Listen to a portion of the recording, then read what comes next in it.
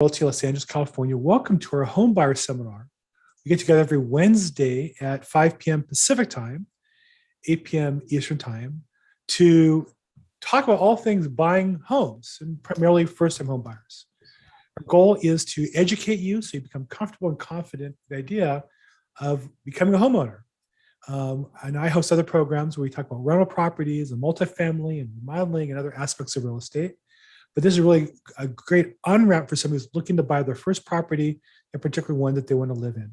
And so we've talked about, if you look at the invitation in the past, the reasons why you would want to buy property. We talked about that 2 weeks ago.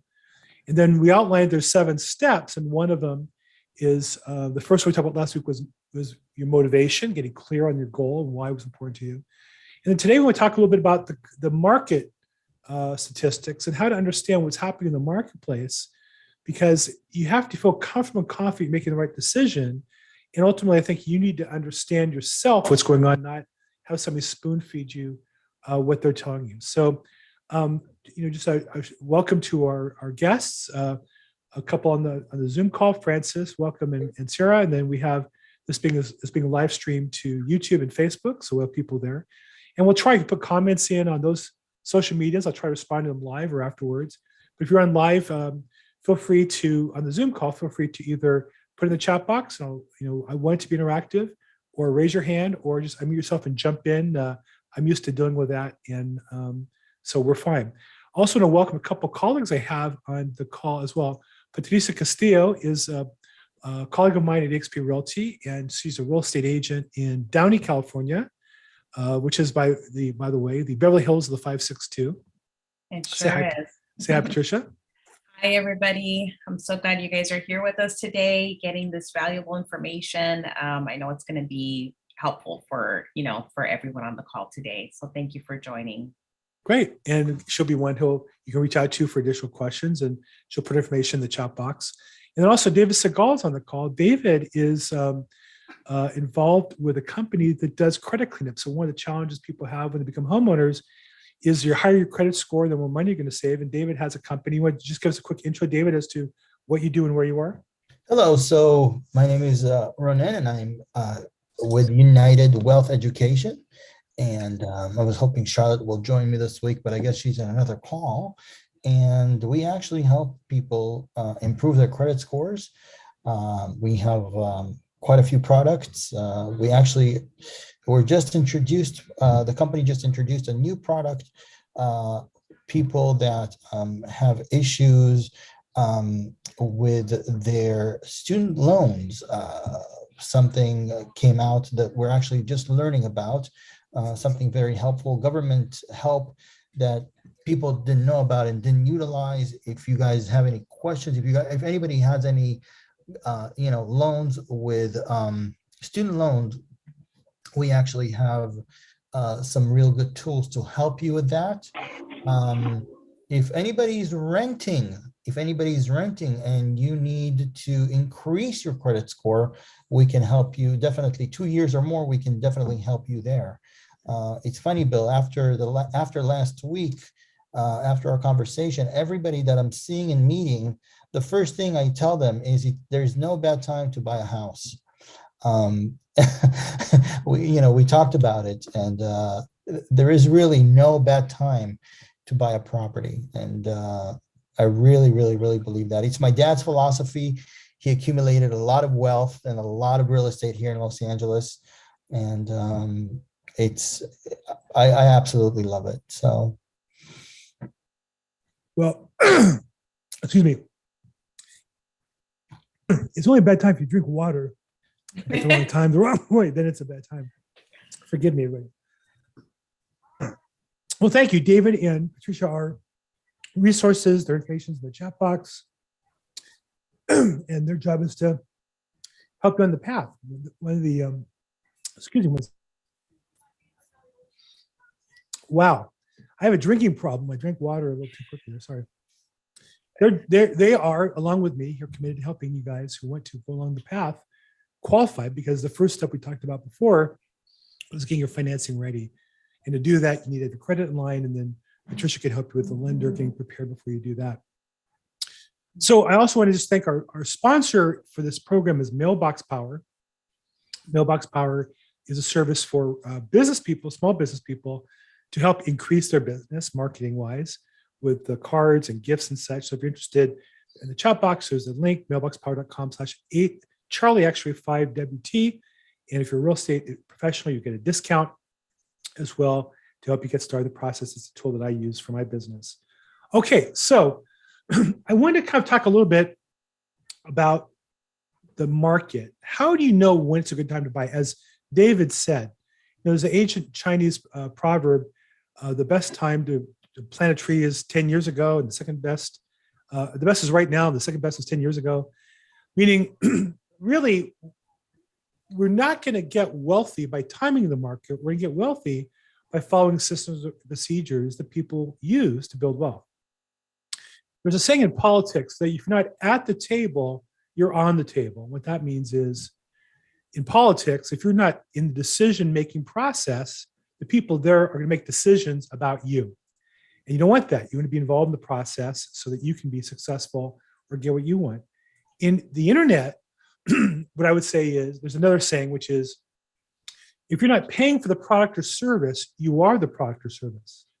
And so when home buyers and sellers go on to websites like Zillow, for example, they don't charge sellers or buyers anything, which means that you, if you're on their site, you're the product. They're going to sell your information to whoever they want to, that they can get paid on your private information, whether it be your number information you give them, your email address, phone number, name, or information they get off a cookie off of your computer. They've tracked you around.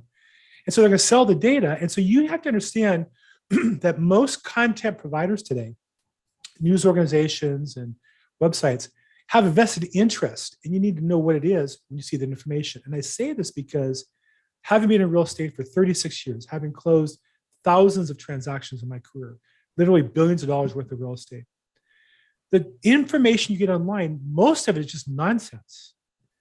Meaning, generally speaking, the market is never as good as they say it is, and generally it's never as bad as they say it is. They have to say every day it's either great or lousy to get you to click and read the article. So as a home buyer, how do you decide? How do you read the information to make the best decision for you? And what I tell buyers is, the best time to buy a house is when it's the best time for you to buy a house. Meaning, if you're an investor and you have capital, you need to get a rate of return. You look at a property, you look at your investment, you look at the money you get back as your rate of return, and determine if it's a good deal. And particularly today, when you can lock in great 30-year fixed rates at 3.5% or below, since your rate's now locked in for 30 years, all you have to worry about is the property is going to pay me or not, or do I want to live there or not?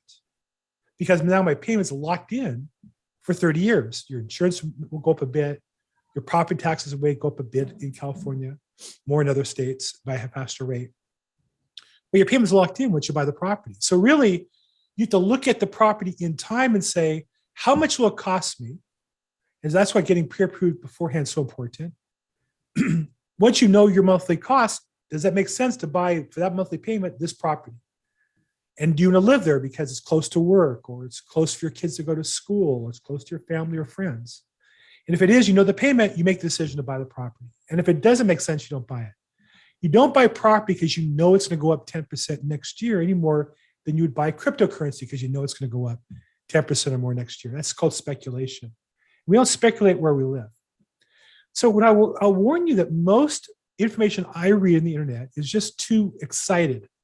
Either the market's too hot or too cold. And I actually have an email I send out every week where I go through market statistics and talk about it. And for the last few months, I've been saying, I don't think we're headed for a crash at all. The market may slow down from the frantic pace of last year to a solid pace this year. And I provide statistics to back that up. Where can you get the information to help you as you look at the market? So I'm going to share with you today a couple of things that I look at to help educate me as a professional what to tell my customers. I want to help provide to you so you can look at them and make your own decision as to where you live. So the first thing I look at is, well, where's the overall market? Like, just step back 40,000 feet high in the air, like an airplane, look down and say, what's the landscape? So one of the services I like to look at is the actual market data. And there's a company that doesn't sell my information anywhere. They like to sell me more data, which I don't buy from them in particular, Teradata. But they sell information to other providers like real estate companies and vendors. Teradata.com has a weekly national report, and it shows over weeks. And this is over the last year, and then it has multiple years. So you can see 2021 is the bottom line, and then 2020. So you can see each year it's gotten down. In this case, we look at the inventory. And to me, this is the most important statistic showing you the health of the market, because in order for the market to crash, inventory has to do what? Go up or down? In order for the market to crash or prices to drop, what would have to happen to the market? Everybody? What do you mean? It would have to go down. No, the inventory would have to go up. There'd be more houses for sale. Yeah. Well, yeah. There'd be so many houses for sale that it pushes the prices down. Of course, yeah. Right? So is that happening today? Well, let's take a look at last year at this time. There were about 800,000 houses for sale. Today, there's about 250,000 houses for sale. Does that look like the inventory is increasing to where we're facing a housing crash right now compared to last year? We have less houses now in 2021 than we did in 2018, 19, and 20. Each year, the inventory has gone down. And so this is an important statistic that in order for there to be a crash, the inventory has to go up. And you can see not only has it gone down year over year, but what's the trend line look like? We see the trend here over the end of this year, from compared to the summer and fall. What's happened to the number of houses on the market for sale? They've gone down. Less houses for sale may not mean housing prices skyrocket, but it will mean housing prices can't drop. So yeah, I'll put the link. Terradatum.com is the service, and there's a link to the actual report that I look at. So you can go on here and look at inventory. You can look at new listings. And you can see, again, there's a certain seasonality to our business. There's more new listings in the spring, and it starts to decline through the rest of the year. And that's where we are now. But you can see, again, there's less new listings this year than prior years. You can also look at under contract. And again, there's a certain seasonality to it. It rises in the spring and fall. And so if you read statistics, oh my gosh, contracts were down last month. Well, but every year they go down. New contracts. Prices that are sold, you can see fairly consistent. Hi, Bill. Sorry to interrupt. I wasn't No. sure if you're actually sharing the screen. Oh, I meant to be. Hold on here. I'm not sharing the screen. How am I not? I thought it was. Let's see here. Oh, you're right. You know what? I'm sharing it in another application here. 1 second. Thank you. Thank you so much, Francis, for speaking up. No problem. Thanks. Okay, so let me go back to this. Okay, so let me go back to the inventory. Take a look at the inventory. Green is last year, 2021. Year before, 2020, 1918. Have you noticed the trend? It's gone down. Notice the end of the year, it's gone down. In order for the housing market to crash, this number has to be going up. It's not even the worst this year was as much as all last year and the 2 years before. So the key market, and you can look at that, the number of houses in the market is down from last year by 46% and 2 years ago by 35%. So you can see there's way less inventory in the market. And that would be the number one sign, if it was increasing, that we're facing some sort of housing crash. The number of new listings, and you can see it's gone down. So you'll often hear an article, oh my gosh, the number of new listings has dropped. Well, yeah, but every year in December, the listings drop because some homeowners don't want to sell their house during the holiday season. They have their Christmas trees up, the presents are out, they're traveling, they're on vacation, kids are off, who knows why, a million reasons. Some people want to buy in December, some don't, but more don't than do. Under contract, you'll see a statistic, oh, homes under contract dropped by 25%. Well, yeah, but that happens every year. Again, this year, we still have under contract 10% more than last year and 32% more than the year before. So we still have a nice, healthy market of properties under contract. So we have more sales going on, less inventory left. Overall sales, you can see the jagged edge. And again, you'll see statistics released. Housing sales down from December or from November. But you can see seasonally it goes down over time typically. But the number of solds up 10% over last year, up 34% over 2 years ago. The last 2 years were record years, right? Record years. And then this is off-market properties. Now, this is national statistics. Again, the key thing is the source. Teradata sells data. They're a data provider that very sophisticated companies buy this data, but more specific, so they can analyze it in detail. And they give out this for free as a way to entice people to buy their data. But they're not selling your data.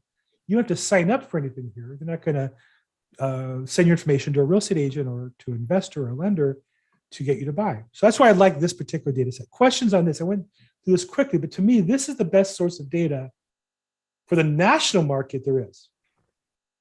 Any questions on these graphs? So let me ask you, Francis, when you see these numbers, what does this make you feel about the state of the real estate market? Now, this is national, right? Not local. That's a different question. But what does this make you feel about the market nationally when you see this? I just feel like there's not a lot of choices because the inventory is really low, which, it's kind of scary because that means it's going to drive the prices up. Maybe. Yeah. So what if you want to buy a house, you maybe need to jump on it because you can see the houses might go up more. I think that there's a lot of fear and uncertainty in the market today. And so if you have certainty, so again, the thing I went back to is, if you can afford the property, it's why you meet with a lender ahead of time. That's why you might meet with David ahead of time to make sure your credit is ready to go. And you can lock in a payment and you know the payment and you can afford the property. This is the chance of a lifetime. And you can see there'll be other people who are going to want to buy houses now because there's less available. I think the other thing I would say to buyers is the house you want might not be available, but maybe something next to it, and then you can make it the house you want with some work. I know when we bought our second home, my first house we bought was a small home, and we made about $100,000 the first year. We flipped that into another property. And I remember I saw it as a 4-bedroom house, 2.5 acres in Diamond Bar on a cul-de-sac, which I love. I grew up in a almost rural area. So for me, cul-de-sacs are great. And our backyard was 2.5 acres, and then there's a canyon behind us. The location was perfect. It was an 11 out of 10 location. The house inside was completely filthy. Every surface had dirt and mold on it. I remember the bottom of the sinks, I thought they were painted green. That was just mold. I brought my wife in to show her the property. She started crying. I said, honey, we'll repaint and we'll resurface the whole house. We'll get wallpaper, paint, new flooring. We'll do everything. And she just was crying. It looked so horrible. And in time, she came around. I gave her a budget. We redid it. It was a beautiful house. So we didn't buy the house we wanted. We bought the house we wanted that needed some work. But we spent about, in those days, $23,000 and fixed it up and loved the house when we were done with it. So that's what I would say to buyers today is the tight inventory is going to push up the value. It should give you confidence. It's a great time to buy, but don't be too picky with the first house you buy if you're not going to be there for a long time, especially. Bill, do you anticipate the rates to be going higher than 3.5 anytime soon? We're going to talk about rates in just a little bit. What I would say is my mentor in business taught me, don't try to outguess the market. Know where the market is and the implications for you. So what I would say to you is, it doesn't really matter if you can buy the house and afford that payment and you can lock in a great rate. If rates go up, you're protected. Why? The rate's fixed. If rates go down, you're protected. Why? You can refinance and lower the rate. So the key, this is why today is totally different than 2008, 2009. Totally different. Because in 2008, 2009, people bought houses they couldn't afford, but because of the tricky loan, they could get in for 6 months or a year, and they would bet they could either flip it or they could refinance it. And when they couldn't, eventually, when the music stopped of the musical chairs, they were stuck and they lost the house. That's not today. These are fixed rate mortgages at 3.5 today. So I'm not going to get in the business of predicting. You tell me the future, I'll tell you the rates. If the government spends more money, rates may go up. If the government stops spending more money, the rates will go down. If we go to war, all bets are off. I don't know. So there's a million possible changes in the future. But what I would say as a buyer is look at that payment, make sure you can afford that payment today. If you can, then you can buy the property. If you can't afford it, unlike the past, don't use a tricky loan to fool yourself into complacency. I can't tell you how many buyers I met in 2008, 9, and 10 when they're losing their house who didn't understand that their mortgage payment was going to go up. That was a real abusive time for consumers. Today, it's totally different. It's a 30-year fixed rate mortgage almost 99% of the time. Does that answer your question a little bit, Francis? Yes, thank you so much. Appreciate that. Sure. Yeah, I just don't really predict the future, but I do feel like you have to protect yourself in the future. So, absolutely. Okay, so based on these stats nationally, what we see about the real estate market in the United States of America overall, what's it look like to you guys? I think it still looks like a healthy market. It's definitely a seller's market right now. There are a lot of buyers on the market, which outweighs the amount of listings that are available. However, this year we are anticipating that there will be more properties on the market, not just because homeowners are, I think at this point, a lot of people are starting to just I think we have to learn to live with COVID right now, because of the variant that's coming out. And so last year, at the beginning of the year, some homeowners were afraid to put their home on the market because, as Bill mentioned, they didn't want people walking through their home and just coming into their private space, right, with this pandemic that we're in.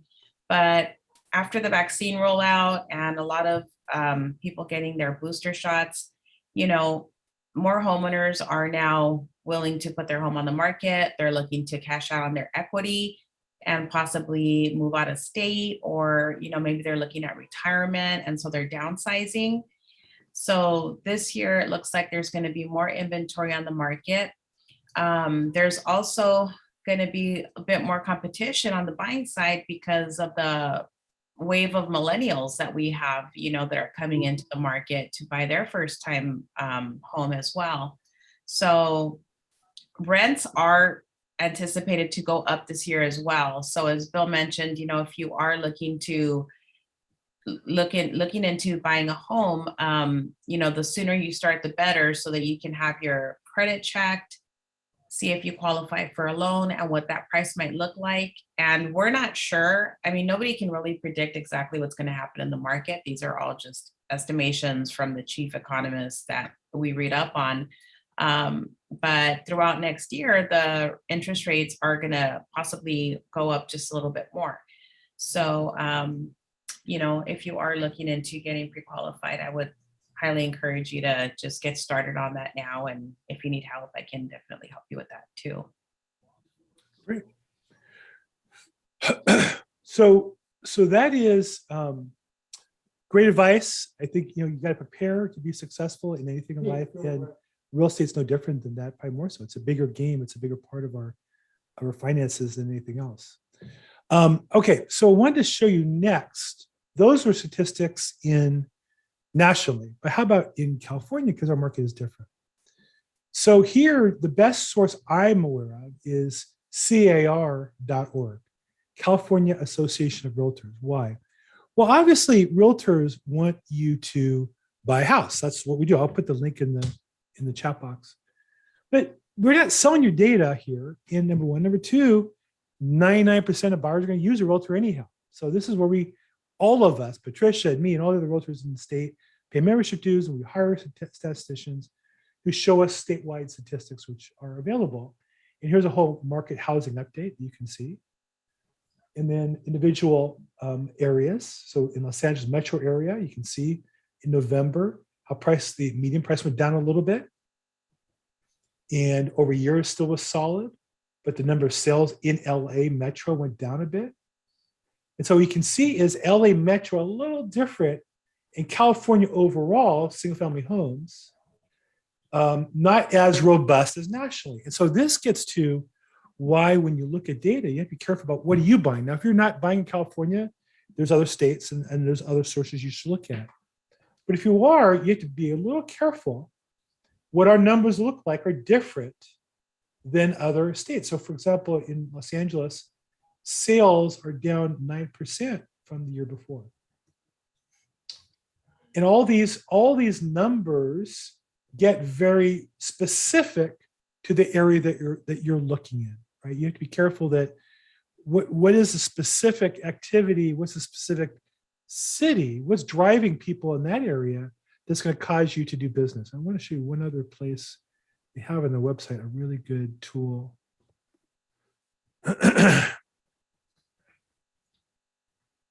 Here we go. So on their website, they have these neat little graphics. And it shows you the home sales from last year up 5%. Active listings, again, this is inventory, down 40% from last year. Now, I will say that the realtor organization kind of soft pedals the data a little bit. They're not going to be as harsh. They're going to always focus on the most important good information. But here's some interesting data in Los Angeles. The average property sold for 102% of the active listing price, meaning a house that's listed for $500,000 on average is selling for $510,000 on average. 23% of the houses have price reductions. And there's a lot more data available. Again, this is at CAR.org. They have a world of information that you can pick up on and dig deeper if you're interested. And I would say also you have a real estate agent who can help you with that information and summarize it for you. I think that's what we try to do as a company is prepare information and share it on our social media. What I would say is relevant information. You're not going to see pictures of me in a bathing suit or a picture of my hamburger and French fries at a restaurant. That's not to say that I don't wear bathing suits. That's not to say that I don't eat hamburgers and French fries. I do. But what it means is my goal is to try to focus on education. So here's a little more information on Los Angeles. And we'll dig a little deeper here. Make this bigger. So here you can see the median price cooling off a little bit. What that means is more houses are selling at the lower price in Los Angeles than the higher price. Here's the total home sales for the last 2 years. You can see, again, it's not as frantic as it was mid last year, but still as good as it's been for the last 2 years. And then you see unsold inventory here is still down a little bit and flat and below what it was before the pandemic. So again, this is the key. So I would say, I would describe a market here in LA as maybe slightly cooler than the frantic pace of last year, but still very solid. Now, keep in mind, you have to always look at the dates. This is from November, and we have December, and now we're in January. So it's always the data will often lag where you are by a little bit. So you can see California is different. Again, I would recommend CAR.org, and they have a whole world of data you can look at, or ask your agent for specific information in the city that you're doing business in, and they are looking to buy. And they actually have a breakdown for somewhere here, all the different cities you might be interested in. So if you're interested, if you're not a member, you can access this, reach out to your agent, to Patricia. I'm sure she'd be glad to send you whatever home buyer's guide you like, whatever city you want to do business in. Okay, so after home buyer stats, the next thing is the mortgage rates. And this is, I think, a really important one because, again, the biggest mistake customers make, in my opinion, when they choose a lender is they'll want them to quote the price before they pick the lender. And the problem with that is that, in a sense, you are giving your business to whoever's willing to lie the most.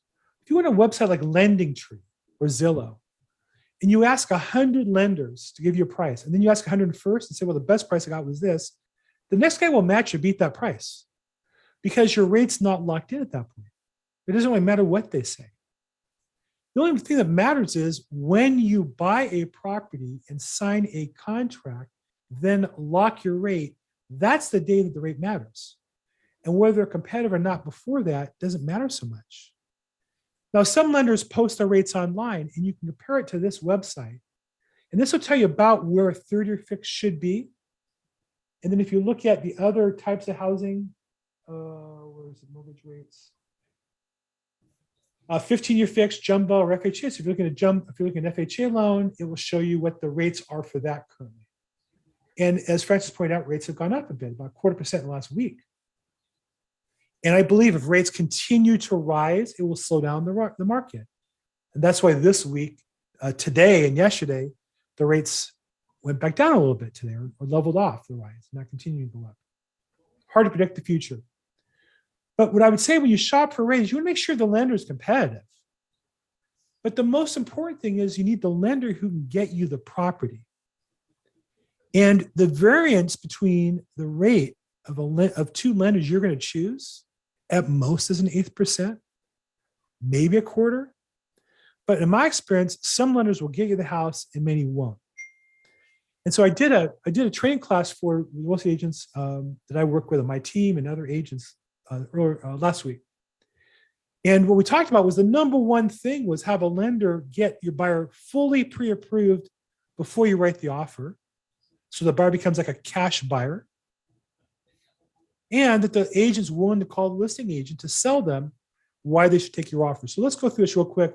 Either Sierra or Mary or Francis, one of the guests on the phone. If you were a listing agent, if you were representing a seller in a house and you had two offers, one was all cash. Hi, I'm going to buy your house for $500,000 all cash. And here I'm going to buy your house $500,000. My buyer's putting 10% down, borrowing the rest. Which of those two offers you're more likely to take? The all cash offer. I can tell you as an experienced listing agent, in general, that's the right answer. But sometimes people will present me with an offer all cash and I ask them to verify that they have the cash. And I get a whole tap dancing story about that.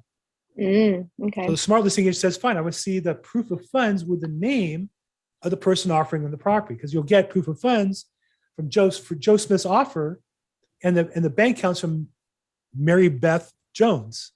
So what does that have to do with you? Well, that's my aunt. She's going to give me the money. Well, did she say she's going to give you the money? Do you have a gift letter? Are you transferring the money in now? And often these deals fall apart. And so as an experienced listing agent, I'll tell you that if a loan officer calls me that I know, Michael Most was on the call me this week, says, Bill, I've got Francis de Guzman pre-approved. She's good to go. Now she's putting 10% down, but I checked her credit, her income, her assets. All I need is the contract appraisal. We can close in 2 weeks.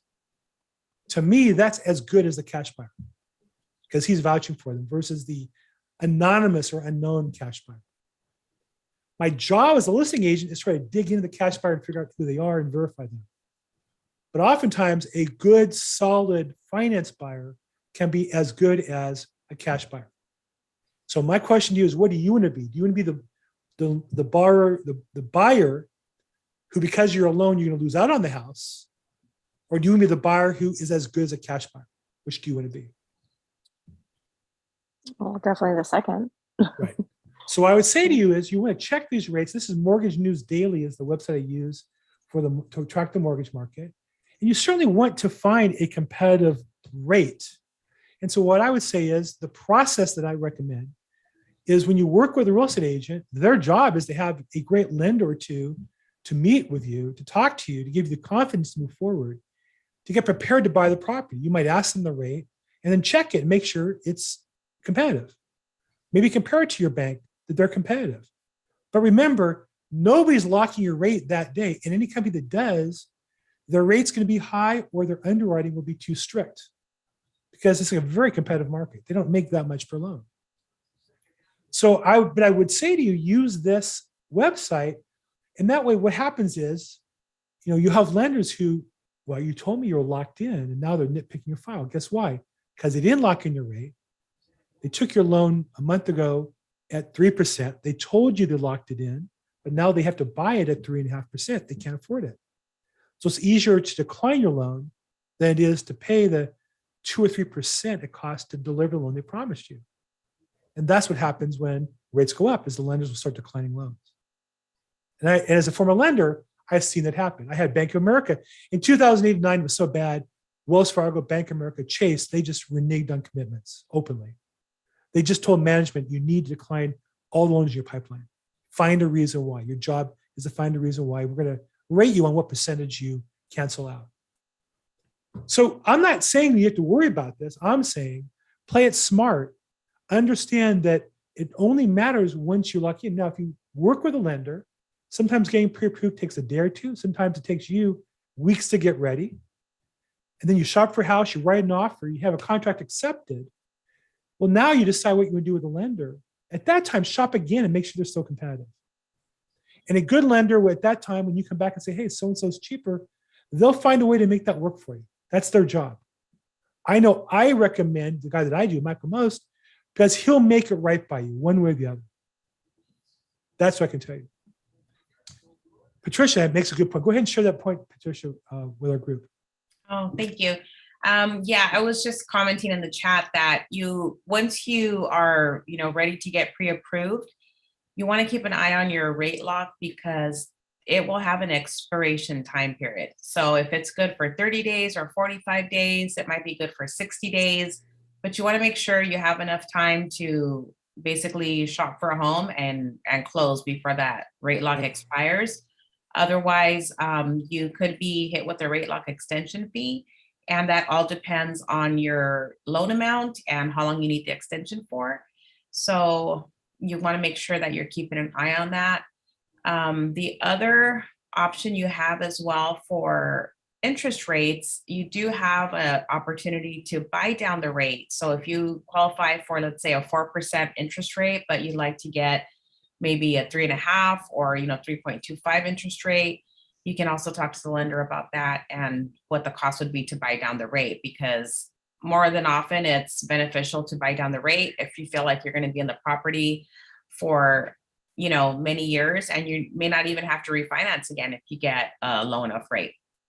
So it could be worth paying that buy down cost, which could be a couple of $1,000s. Quick question to piggyback on that. How long is it usually for the rate lock time period? Like how long is that usually? Could be 60, 90 days. Okay. Mm-hmm. When you again, lock in the rate, the lender will give you different quotes for different time periods. So they'll say, it's this 3.5% plus maybe 1 point for 30 days, 1.25 for 45, 1.5 for 60. They'll give you different rate lock options, and you're buying just like a stock. You could buy future options. In essence, you're buying a future option on your mortgage. I see. And the other question is, what is the fee that we're looking at to buy down the rate? Like, let's say the example that you gave, 4% to 3.5%. What's the fee for that? Is it based on the purchase price, or what is it based off of? It's based off the loan amount. So they could charge you maybe 1 point to buy it down, which would be 1 point would be 1% of the loan amount. So if you're thinking about a loan amount of 400,000, it would be 4,000. But again, it varies with the lenders. The lender would advise. And that's per point, like 4,000 per point. Well, no, it depends on the loan amount. So let's say if you have a loan amount of $400,000, 1% or 1 point is 1 point. 1 point is a percent. So $400,000 loan, 1% is $4,000. Typically, it's 1 point cost for a 0.25% interest rate. Got it. Because the average loan's about held for 4 years. So to buy a rate today from 3.5 down to 3.25, that's a 0.25% drop in rate, will cost you about 1% of the loan, or on a $400,000 loan, about $4,000. Here's the challenge. If the lender didn't lock in the rate and it went from 3 to 3.5, now you're faced with 0.5% to get back that same rate. It would cost you 2 quarters or a half or 2 points, about $8,000. Right. So that gets down to, and then different lenders have different lock expiration policies. In a rising environment, it's like Cinderella at midnight, you're going to turn into a pumpkin. The rate lock is no good. Some lenders have built in a 5-10 day extension where they'll extend the rate. So those are the kinds of questions you want to ask your lender ahead of time. That's why I work with lenders that I do, because they're built on doing purchase business. Some of the companies are smaller and are really in the refinance business. They're just used to turning over people who had a house already to lower the rate 2 or 3 times. And they're not really in the business of helping a home buyer who needs an extension of just 3 days, let's say. They'll say, sorry, I can't help you. So those are the kinds of questions you want to talk to a lender about, the service side, not just the rate they're quoting you. This is very helpful. Thank you. Sure. Other questions?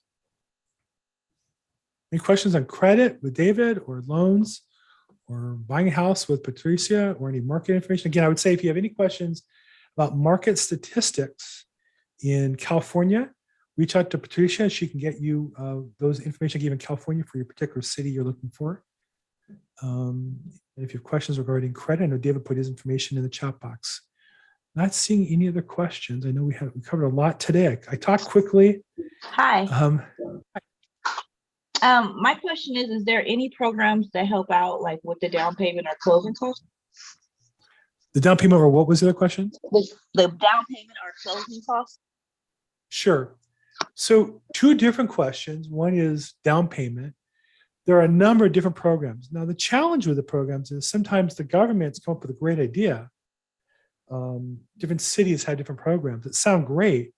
As a listing agent, we don't accept them in a hot market like this because it could be a lot extra paperwork and time delays that will hold up a seller who's not motivated to do that. They tend to work better for new build properties than they do for resale. But you can get in if you're a veteran with no May down. You can get in if you're not a veteran with a little 3.5% down. Now, when you have down payment, you brought the closing costs. So when you buy a property, there's three different things you have to buy the house. There's the down payment, the portion of the sell price that you're putting up as opposed to the lender. That's number one. Number two, there's two types of closing costs. There's recurring and non-recurring. Recurring closing costs are things you're going to be paying every month from now on. Interest, taxes, and insurance. It might be mortgage insurance. So those nobody can really pay for you. You have to have some money in the bank to cover those, the down payment, and you have to have the recurring closing costs. The part that's not recurring, which is the escrow, title fee, lender fees, inspections, appraisals, and such. All those things that are one-time fees regarding the purchase of property are called non-recurring closing costs. You can negotiate in your purchase where the seller pays for them, but now you're raising your sales price. So for example, if a property is selling for $500,000, you can offer $505,000, but the seller pays $5,000 every non-recurring closing costs if you structure the deal correctly. Now, obviously the seller knows what you're doing and why you're doing it. So that's where you have to have a good loan officer who's going to say, look, they're a little short cash, but they have the income. I verified it. I had the W-2s. They have the pay stubs. We're good to go. Because at first blush, when you hear you have to pay for the closing costs, can't they afford the house? You don't want them asking that question about you. You want that all handled up front. So you can get in as low as no May down if you're a veteran, or 3.5% down plus your recurring closing costs, if not, if you're a regular citizen, on FHA loan. Does that help a little bit, Mary, or is there anything else in particular you were asking about? No, that helped. Thank you very much. Sure. And again, I would say that's why you want to get, this is my experience is so many buyers don't get a good real estate agent who prepares them before they buy the house. You should have, before you buy any property, an absolute estimate, detailed out of what it's going to cost you to get in the property and what's going to cost you monthly. You need to know that number. And then the lender should look at that and know that you have that number and be able to qualify on that. So those are important things to get from your agent before you write the offer. Great question, Mary. Thank you so much. Any other questions? We're a little bit complicated at ending time here, but any other questions?